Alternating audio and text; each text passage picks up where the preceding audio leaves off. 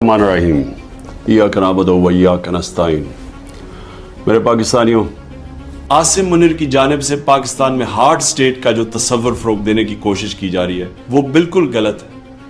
Hard state کا اصل مطلب ہے ایسی ریاست جہاں آئین کی بالادستی، قانون کی عملداری، عدل و انصاف کا نظام اور جمہوری آزادی ہو، جہاں ذاتی مفاد نہیں بلکہ ملک و قوم کا مفاد مقدم ہو۔ جبکہ عاصم منیر کی ہارڈ سٹیٹ سے مراد ایسی ریاست ہے جہاں جمہوریت کے تمام ستونوں کو کچل کر عاصم لا لاگو ہو۔ یاد رکھیں، عوام کی تائید اور حمایت کے بنا کسی بھی ملک میں کسی ہارڈ سٹیٹ کا قیام ناممکن ہے۔ جو مظالم عاصم لا کے تحت ڈھائے جا رہے ہیں ان سے ریاست ہارڈ نہیں بلکہ اس کی جڑیں مزید کمزور ہو رہی ہیں۔ 26 نومبر اور مریدکے کی طرح اپنی ہی فوج، رینجرز اور پولیس کے ذریعے اپنی ہی عوام پر گولیاں برسانے سے کوئی ریاست مضبوط نہیں ہو سکتی۔ خیبر پختونخوا کے عوام نے تحریک انصاف کو بھرپور مینڈیٹ دیا ہے۔ اس مینڈیٹ کے تحت یہ میرا آئینی اور جمہوری حق ہے کہ صوبے کی پالیسیاں خود مرتب کروں، کیونکہ میں براہ راست عوام کو جواب دہ ہوں۔